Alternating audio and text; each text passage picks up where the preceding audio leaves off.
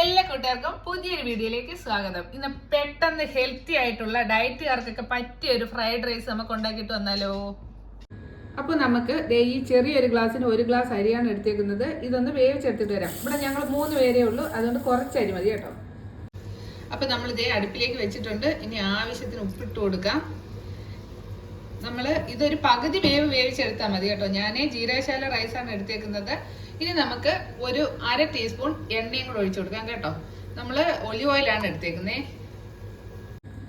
100 gram chicken എടുത്തിട്ടുണ്ട് കേട്ടോ. ഇത് നമുക്ക് കുറച്ച് കുരുമുളക് പൊടി, ആവശ്യത്തിന് ഉപ്പും കൂടെ ചേർത്തിട്ട് നന്നായിട്ടൊന്ന് മിക്സ് ചെയ്തിട്ട് ഒരു 10 മിനിറ്റ് ഇതൊന്ന് റെസ്റ്റ് ചെയ്യാനായിട്ട് വെക്കാം കേട്ടോ. അപ്പോൾ ഇതെന്ന് പറഞ്ഞാൽ ഒട്ടും എല്ലൊന്നും ഇല്ലാത്ത നല്ല ചിക്കൻ കേട്ടോ. അപ്പം നമ്മുടെ ബോൺലെസ് ചിക്കൻ ഒരു 10 മിനിറ്റ് റെസ്റ്റ് ചെയ്യാനായിട്ട് ഇരിക്കട്ടെ.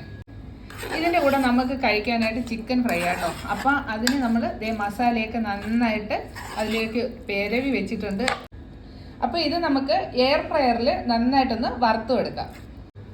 അപ്പം നമ്മൾ എഗ്ഗും ചിക്കനും കൂടെ ചേർത്തിട്ടുള്ള ഒരു ഫ്രൈഡ് റൈസ് ആണ് ഉണ്ടാക്കുന്നത്. അതിന് ഞാൻ 2 മുട്ട എടുത്തിട്ടുണ്ട്, 2 ചെറിയ നമ്മുടെ സവാള, വെളുത്തുള്ളി ഇതിൽ നിന്ന് കുറച്ചേ എടുക്കത്തുള്ളൂ, ഒരു 5-6 അല്ലി മാത്രമേ എടുക്കൂ. പിന്നെ ഒരു ക്യാരറ്റ്, ഈ ക്യാപ്സിക്കത്തിൻ്റെ പകുതി മാത്രമേ എടുക്കൂ. പിന്നെ ഒരു 5-6 ബീൻസ് എടുത്തിട്ടുണ്ട് കേട്ടോ. അപ്പോൾ ഇതെല്ലാം നമുക്കൊന്ന് അരിഞ്ഞിട്ട് വരാം. അപ്പോൾ നമ്മുടെ ചോറ് വെന്തിട്ടുണ്ട്. ഒരു പകുതി മുക്കാൽ വേവേ ആയിട്ടുള്ളൂ. ചിലരിത് തലേന്നേ വേവിച്ച് ഫ്രിഡ്ജിൽ വെക്കും കേട്ടോ. അപ്പോൾ ഓരോരോ അരിമണിയായിട്ട് നമുക്ക് അതിലേക്ക് ഇടുമ്പോഴത്തേക്ക് ഇങ്ങനെ കിട്ടും കേട്ടോ. അപ്പോൾ നമ്മുടെ ചോറ് വേവിച്ച് വെച്ചിട്ടുണ്ട്. ഇനി പച്ചക്കറി എല്ലാം അരിഞ്ഞത് കാണിക്കേ. അങ്ങനെ കൂട്ടുകാരെ 10 മിനിറ്റ് കഴിഞ്ഞ് ഇനി നമ്മുടെ ചിക്കൻ ഒന്ന് ഫ്രൈ ചെയ്തെടുക്കാം. അപ്പം നമ്മുടെ ചിക്കൻ ഒന്ന് ഫ്രൈ ചെയ്തെടുക്കാം കേട്ടോ. എണ്ണ ഒഴിച്ചിട്ടുണ്ട്. അതിലേക്ക് നമ്മുടെ ചിക്കൻ എടുത്ത് ഒരു 5-6 മിനിറ്റ് ചെറിയ ഫ്ലെയിമിൽ ഒന്ന് വെന്താൽ മതിയത്. നമ്മൾ നമ്മുടെ ഒലിവ് ഓയിലാണ് എടുത്തേക്കുന്നത് കേട്ടോ, ചിക്കൻ ഫ്രൈ ചെയ്യാനായിട്ട്. അപ്പോൾ ഇതൊന്ന് വെന്ത് വരട്ടെ. ഇനി നമ്മുടെ മുട്ട ഇതിലേക്ക് പൊട്ടിച്ചൊഴിച്ചിട്ട് ഇച്ചിരി കുരുമുളക് ഉപ്പും കൂടി ഇട്ട് ഒന്ന് നന്നായിട്ട് മിക്സ് ചെയ്യാം. അങ്ങനെ ഇത് നന്നായിട്ടൊന്ന് നമുക്ക് ഇളക്കിയെടുക്കാം. അങ്ങനെ നമ്മുടെ ചിക്കൻ വെന്തിട്ടുണ്ട്. അതിൻ്റെ ഒരു പാത്രത്തിലോട്ട് കോരി മാറ്റിയിട്ട് നമുക്ക് മുട്ടയും കൂടെ ഇതിലേക്ക് ഇട്ടൊന്ന് ചിക്കി തോത്തിയെടുക്കാം. ഇനി അങ്ങനെ നമ്മുടെ മുട്ട ഒഴിച്ചു കൊടുക്കാം. അപ്പം ഫ്ലെയിമൊക്കെ കൂട്ടിയിട്ട് നമ്മുടെ മുട്ട ഇങ്ങനെ ചിക്കി തൂത്തി എടുക്കും കേട്ടോ. അങ്ങനെ കൂട്ടുകാരെ നമ്മുടെ ചിക്കനും മുട്ടയും റെഡി ആയിട്ടുണ്ട്. അതേപോലെ നമ്മുടെ പച്ചക്കറികളെല്ലാം അരിഞ്ഞു വെച്ചിട്ടുണ്ട്.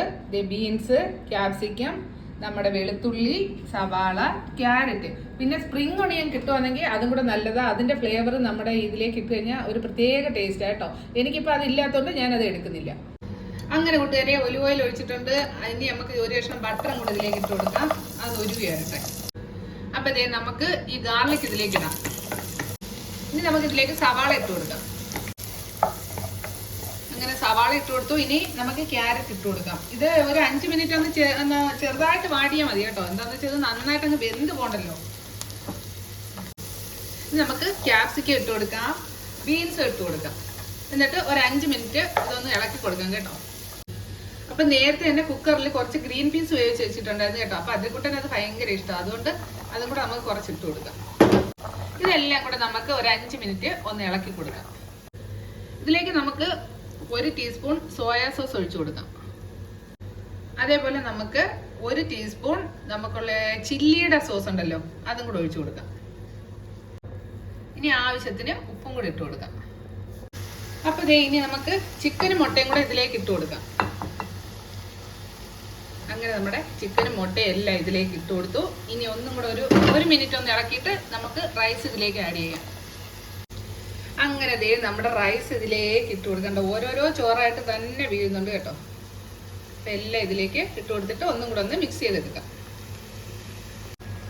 അപ്പം കണ്ടോ, ചോറ് ഓരോന്നായിട്ട് ഇരിക്കുന്നുണ്ട്. നമ്മൾ ആ അരി വേവുന്നത് എന്താണെന്ന് വെച്ചാൽ അരിയുടെ വേവ് അനുസരിച്ച് ആയിരിക്കും നമ്മുടെ ഫ്രൈഡ് റൈസിൻ്റെ ഒരു ഇത് കാണുന്നത് കേട്ടോ.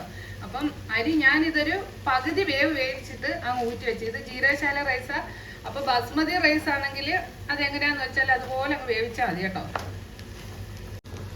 ഇനി നമുക്ക് ഇതിലേക്ക് കുറച്ച് കുരുമുളക് പൊടിയും കൂടി ഇട്ട് കൊടുക്കാം കേട്ടോ. അപ്പോൾ ചോറൊക്കെ കൂടുതൽ എടുക്കുകയാണെന്നുണ്ടെങ്കിൽ അത് വൈറ്റ് കളറിൽ തന്നെ ഇരിക്കണമെങ്കിൽ വൈറ്റ് പെപ്പർ ഇതിലേക്ക് ആഡ് ചെയ്ത് കൊടുത്താൽ മതി കേട്ടോ. അപ്പോൾ നല്ല വെള്ള കളറിലിരിക്കും. അപ്പോൾ ഇതേ നമ്മുടെ രുചിയേറിയ നമ്മുടെ ഫ്രൈഡ് റൈസ് ഇവിടെ റെഡി ആയിട്ടുണ്ട്. ഞാനിവിടെ ചോറ് കുറച്ചും വെജിറ്റബിൾസ് കൂടുതലുമാണ് എടുത്തേക്കുന്നത് കേട്ടോ. അപ്പം ഇത് നല്ല ടേസ്റ്റ് ആണെന്ന് തോന്നുന്നു കണ്ടിട്ട്. നമ്മുടെ ചിക്കൻ്റെ ബെല്ല് കേട്ടോ, നോക്കാം എന്തായിരുന്നു കേട്ടോ. അപ്പോൾ ഇതേ ഒരു സൈഡ് നന്നായിട്ട് വെന്തിട്ടുണ്ട്. ഇനി മറിച്ചിട്ട് ഒരു 7 മിനിറ്റ് കൂടെ വേവിക്കുമ്പോഴത്തേക്ക് ചിക്കൻ ഫ്രൈയും റെഡിയാണ്. അങ്ങനെ ദേ കൂട്ടുകാരെ, നല്ല സ്വാദേറിയതും ഹെൽത്തിയും ഒക്കെ ആയിട്ടുള്ള നമ്മുടെ ഫ്രൈഡ് റൈസ് ഇവിടെ റെഡി ആയിട്ടുണ്ട്. ഇത് ഡയറ്റുകാർക്കും ഇത് കഴിക്കാവുന്നതാണ്. എന്താണെന്ന് വെച്ചാൽ റൈസ് കുറവാണ്. അപ്പോൾ എല്ലാ കൂട്ടുകാരും ഇതൊന്ന് ഉണ്ടാക്കി നോക്കണം. എന്നിട്ട് നിങ്ങൾക്ക് ഇഷ്ടമായോ എന്നുള്ളത് കമൻറ്റിൽ പറയുകയും വേണം കേട്ടോ. അപ്പോൾ പുതിയൊരു വീഡിയോയുമായിട്ട് വീണ്ടും കാണുന്നത് വരേക്കും ടാറ്റ, ടേക്ക് കെയർ.